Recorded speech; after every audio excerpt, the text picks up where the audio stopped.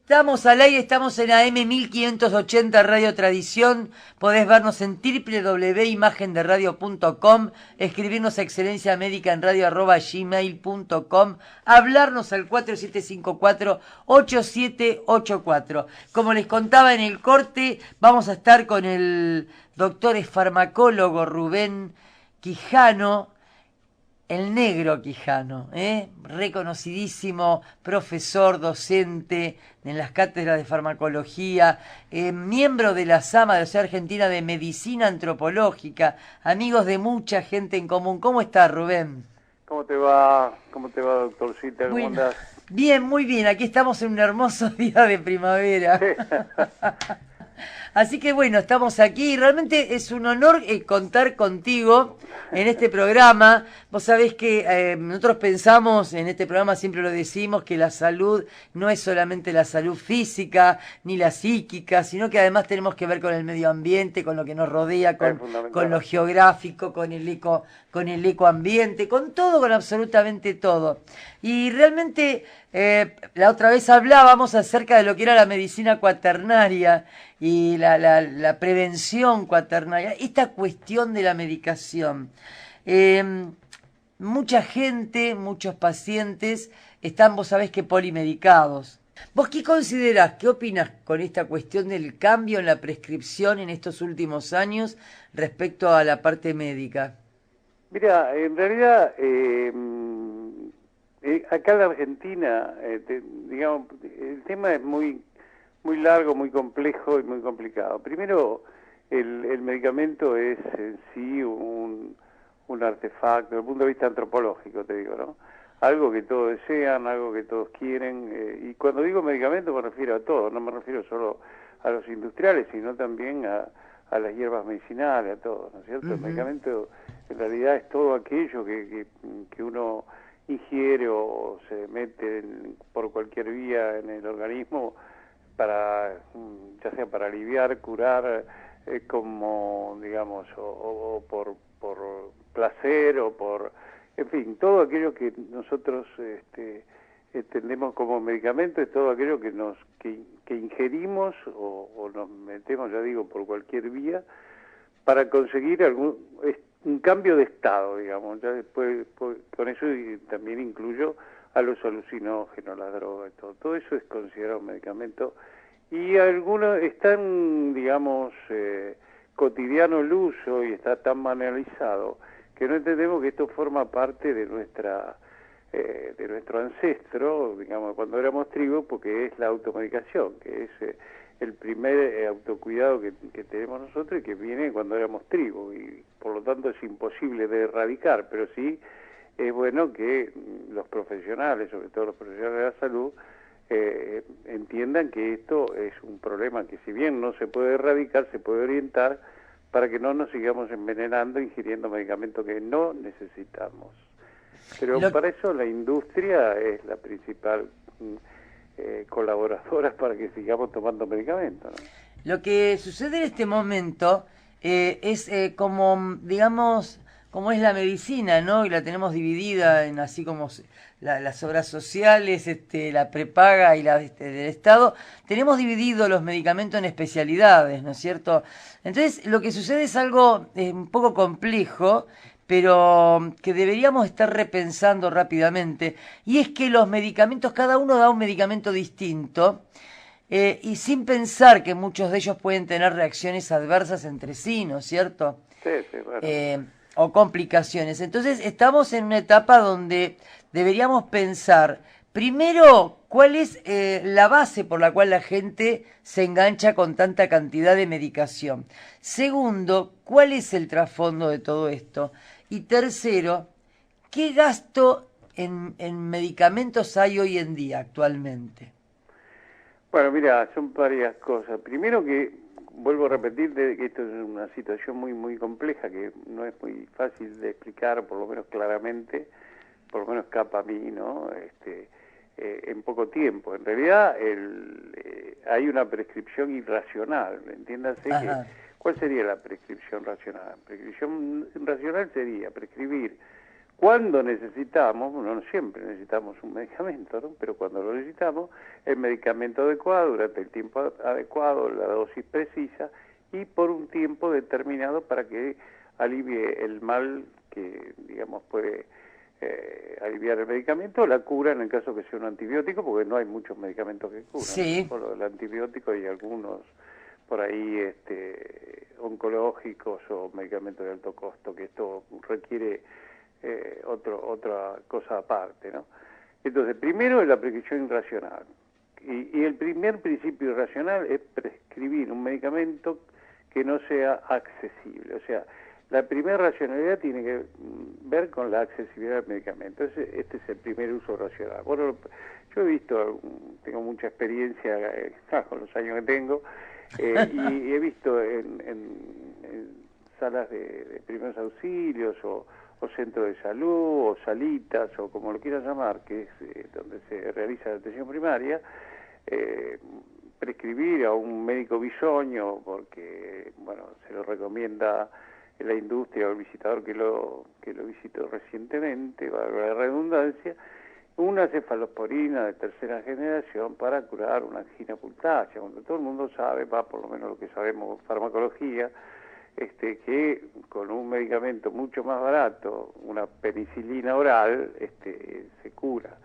Ese es un ejemplo. Entonces la madre cuando va a la farmacia sale llorando porque no le alcanza, y si Ajá. le dio el médico, ¿cómo no se lo va a comprar? Se siente culpable, en fin. Este sería un caso de prescripción irracional. El médico ni sabe cuánto vale porque tampoco le interesa demasiado, ¿no? Porque no es un hecho económico en sí la prescripción. Entonces, ese es el primero. El segundo es la presión que recibe este médico sobre la prescripción, o sea, de la industria farmacéutica, ¿no?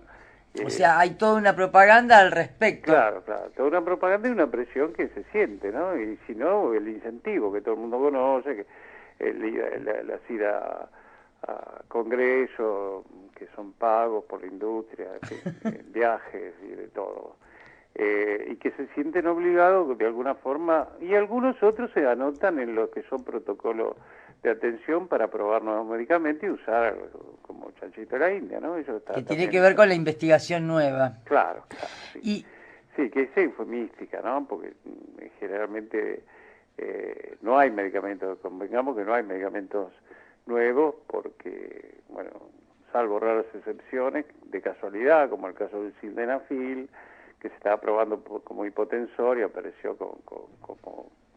inventando una nueva patología que es la disfunción eréctil, cuando no es necesariamente una patología, ¿no? vos hablabas del paciente que iba a la farmacia y salía llorando por el precio. Claro. Hay dos cosas que te quiero preguntar. Eso, me falta, vos me habías preguntado otra cosa más. Y la otra es la concepción mágica, digamos, en el imaginario colectivo, como diría Jung, de la cosa media mágica que tiene el medicamento de tiempo cuando el farmacéutico lo hacía, hágase según arte, ¿no es cierto? Se retiraba a la trastienda, a la rebotica, y se lo preparaba. Y entonces uno no sabía lo que lo recetaban porque no conocía. Además, en los primeros medicamentos estaban prescritos en latín culto. Y bueno, y esa cosa media mágica, el farmacéutico medio pariente del alquimista y el médico el sabio que lo iba a curar, esos dos personajes aún hoy se repiten con otra característica, pero se repiten. Entonces el tipo no sabe, pero resulta que le da una cosa que le hace bien y que lo alivia. Entonces ese concepto medio mágico que tiene el medicamento, este simbolismo mágico, decía Levi Strauss, hace que, bueno, una carga importante en esa fe que tiene en ese medicamento. Eso también es importante y hay que tenerlo en cuenta. Por eso la gente, a veces, por ejemplo, bueno, el otro día hablábamos contigo, que va al médico una persona con un nene o con un adolescente, y dice, ¿cómo? ¿No le va a dar nada? ¿No le da nada? No, está perfecto, señora, su hijo. No, pero dele alguna vitamina. Cuando sabemos que los polivitamínicos no sirven para nada y son muy caros. Y cuando pero sale, tiene que ir, lo presiona al médico para que le dé un medicamento. y cuando sale dice, este médico no me dio nada, no sabe nada, este médico. Claro, pues cambia de médico hasta que le encuentre uno que le da. Dime algo. Claro, he conocido colegas que dice, mira, yo soy medio corrupto, ¿por qué? Y porque doy medicamento y a gente que no lo necesita, ¿no? Dice, están con culpa algunos médicos porque lo mismo pasa con los gerontes, o la gente de la tercera edad, o no sé cómo lo llaman, Sí. me gusta llamarlo la gente grande, ¿no? Que hay muchos que le piden que le dé, ¿no? Los de PAMI, los médicos de PAMI. Sí, terrible. Sí, vos me Y ibas a preguntar si te iba a sobre... preguntar que, digamos, sale de la farmacia llorando, pero además hay una cuestión, hay una ley que habla de medicamentos que hay que escribir la droga del medicamento, el genérico. Y mucha gente, dos cosas, porque mucha gente dice, no, pero a mí esta medicación tiene que ser esta marca comercial, porque la otra no tiene el mismo efecto. Y punto dos, el valor de la diferencia que hay entre las dos es abismal. Puede haber hasta un 500% de diferencia Más también. entre una marca y otra. Entonces, ¿qué Sí, no sucede también. con los genéricos? ¿Cuánto realmente saldría? Porque hay un plan que es el plan Remediar, Sí, sí. que tengo entendido que has estado muy cerca de todo este plan, Sí. en el momento en que se Sí, realizó, yo y que mira, son... yo, ¿Eh? esto es muy, ¿cómo te puedo decir? Muy también complicado de explicar, porque esto también tiene que ver con un bombardeo que se hizo desde mucho tiempo atrás. Pero permíteme decir algo que nos sirve, ¿viste? Que nosotros siempre nos gusta mirar hacia afuera, hacia otros países. Bueno, yo te digo que ahora, que a mí nunca me gustó, pero bueno, digamos, miremos hacia otros países qué es lo que hicieron. Bueno, ellos también pasaron por lo mismo que nosotros. Cuando hablo de otros países hablo del primer mundo, ¿no? Y, Sí, por ejemplo, las grandes compañías farmacéuticas, ya sé, Sanofi Aventis, GlaxoSmithKline, Pfizer, por nombrarte unos monstruos, ¿no? Cuando vieron que ya no podían parar el tema de los genéricos, bueno, ¿qué hicieron? Contrataron compañías de genéricos, o sea que con eso está demostrado que el genérico sirve y que es mucho más barato y que conviene comprar medicamentos genéricos. Pero ¿qué pasó? Acá no existe, primero acá no existe el genérico, no existe, mal llamado genérico, existen similares o copias. ¿Por qué? Porque como no hubo ley de patente, acá los dos primeros laboratorios, pues sabes que la Argentina somos diferentes en todo, y en el caso de medicamentos también, el 62,7% del mercado farmacéutico argentino está en manos de laboratorios nacionales. Bueno, ahora ya son multinacionales, porque los dos primeros, Remedio y Vago, tienen, qué sé yo, en Asia, en África, ya son multinacionales, pero siguen siendo, se generaron acá, el viejo Roemer o el viejo Vago, como decíamos cariñosamente, eso eran farmacéuticos y tenían farmacias como Casasco, como... Bueno, esos laboratorios que ahora son multinacionales, Gador, bueno, todos los que, ELEA, todos sí, esos los empezaron conocidos. siendo laboratorios farmacéuticos muy chiquitos, empezaron con una farmacia, empezaron a hacer medicamentos y se convirtieron después, con el auge de la explosión farmacológica, en grandes empresas. Y son buenos, además, desde el punto de vista industrial. Pero ¿qué pasó? Como no había ley de patente, impusieron su marca. Entonces impusieron, yo qué sé, la Moxidal, ponele, para decir la Moxicilina de Roemer, que es la número 1. Y entonces ellos defendían, cuando vino el genérico, que no se podía poner amoxicilina porque ellos habían impuesto la Moxidal. Pero era totalmente ridículo porque cuando ellos empezaron a trabajar mucho, lo sobrepasaba, y aparecieron lo que se llaman terceristas. ¿Los terceristas quiénes son? Son aquellos laboratorios que hacen para las distintas fábricas, por ejemplo, llámese Rueben, pero también hacen para multinacionales, como, Sí. qué sé yo, Glaxo, como Roche. Entonces hacen comprimidos para Roche, comprimidos para Vago, comprimidos para Roemers, de un mismo medicamento. Comprimidos para Vago, supongamos el medicamento, qué sé yo, un enalapril, que es un inhibidor de la enzima, ¿no? Para bajar la presión. Entonces, Sí. lo hacen con el logo de cada uno, y también hacen para otros laboratorios que no lo conoce nadie porque son los laboratorios llamados de genéricos. Le explico a los oyentes que la patente significa, es como un título que tienen de los medicamentos por el cual por una determinada cantidad de años solamente ese laboratorio puede vender el medicamento. Claro, o sea, en realidad... Una vez pasado ese tiempo, luego puede hacerlo cualquier otro laboratorio. Claro, la patente es, digamos, el derecho que tiene un medicamento, una industria a comercializar ese medicamento. Exacto. Porque tiene una razón de ser. Y yo creo que no está mal, digamos, porque se supone que invirtió una cantidad importante de dinero, no el que dicen ellos, no son 400 millones de dólares, yo diría que son menos de la mitad, porque el resto es publicidad, pero por lo menos invirtió una cantidad de dinero y necesita explotarlo para recuperar lo que ha invertido. Bien. Esa patente es lo que le da la exclusividad, pero es un invento de ella, de esa industria. ¿Cuál ves como solución? ¿Qué solución ves para poder bajar el costo de medicamentos en nuestro país y que no sea un desangrarse cada vez que se va a la farmacia? Mira, el costo de medicamentos se puede bajar, es una decisión política. En realidad, salud pública es una decisión política. Ajá. Pero antes dependía del Ministerio de Salud los precios. Ahora, desde la época de Menem Cavallo, depende del Ministerio de Comercio. O sea que en realidad el precio lo pone comercio o economía, en realidad, ¿no? Es decir, ese no es fácil. Lo que pasa que acá hubo antecedentes históricos que vale la pena que los oyentes tuyos lo sepan, ¿no? La primera, con los dos ministros más grandes que tuvo la Argentina a lo largo de toda su historia de salud, ¿no? El primero de todos, que fue el doctor Ramón Carrillo, hizo, la famosa EMESTA, que era la que fabricaba los empresas de medicamentos del Estado, así se llamaba, y que era la primera fábrica, inclusive aliada con Squibb, trajo a Squibb para hacer antibióticos en la Argentina. O sea, no era moco de pavo, los antibióticos tenían muy poco tiempo y no había en el mundo muchas fábricas de antibióticos. Y bueno, después quiso hacer la droguería, o sea que ya tenía toda la cadena de distribución, le costó, la presión sobre Perón fue muy grande y se fue de embajador, terminó de embajador en Estados Unidos y después, pobre y olvidado, murió aunque ahora todo el mundo lo recuerda, pero no la pasó bien.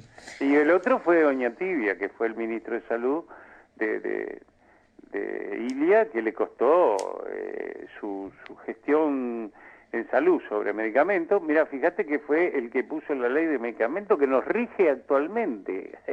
Fíjate vos, en el año de Ilia, creo que es del 64 la ley, es la misma que nos rige, o sea que nosotros necesitamos urgente una nueva ley de medicamentos. Necesitamos urgente que se modifique y necesitamos bajar el costo. Pero en aquel tiempo, ¿quién regía eso? Había un precio fijo y uniforme en todo el país. Y ahora ya no. No, ahora no. Hay un precio sugerido de venta al público. Pero vos fíjate, por ejemplo, un medicamento te puede salir 2 centavos la pastilla y sale mínimo a la venta 2 pesos. O sea que es un 1000%. Enorme que hay en el medio. O sea que esto no lo digo yo. O sea, miles de veces más ganan. Entonces tenemos que empezar a hacer la producción de medicamentos en nuestro país, en los laboratorios, y hacer este cambio. Me parece que es muy importante. ¿Por qué digo esto con mucho cuidado? Porque vos podés bajar los medicamentos sin hacer medicamentos que no nos convenga. ¿Y por qué digo esto? Yo tuve la suerte de participar desde el genérico, desde la época con Ginés González García. Sí. Cuando recién había entrado, se había ido mi compañero y amigo y querido maestro Florial Ferrara. Florial Ferrara, un capo de la sanidad. Un gran maestro, un tipo único, derecho, gran maestro. Genio total. Bueno, él se fue de la provincia y entró Ginés, ¿no? Ginés González García, que, fue primero ministro de la provincia de Buenos Aires. Él empezó con el tema en la gobernación de Cafiero, sacó el decreto 565, que fue el antecedente de la ley de genéricos, que en realidad no es de genérico, es la ley, porque ya te dije que no hay genérico en la Argentina, es la ley de obligatoriedad de prescripción por el nombre genérico. Esa es el nombre genérico, pero... No se cumplió, ¿no? Pero ahí se armó un... No, hay un error en esa ley, porque ese artículo que vos contás, que tengo entendido, y lo digo como médica, que que está el nombre genérico con la posibilidad de poner el nombre comercial si el médico considera que es necesario ponerlo. No, la ley no dice eso, la ley nueva no dice eso, dice que... La nueva. No, dice que vos para poner, tenés que obligatoriamente tenés que... Es obligatorio, pero podés poner el nombre comercial... El nombre, no, podés poner, eso siempre sé, podés poner el nombre comercial... Justificando. Pero no, eso mismo, pero vos tenés que, si ponés el nombre comercial, tenés que justificar por qué lo ponés. Pero eso no pasa, perdón. No, ya sé que no pasa, pero quiero decir que estaba bien hecho.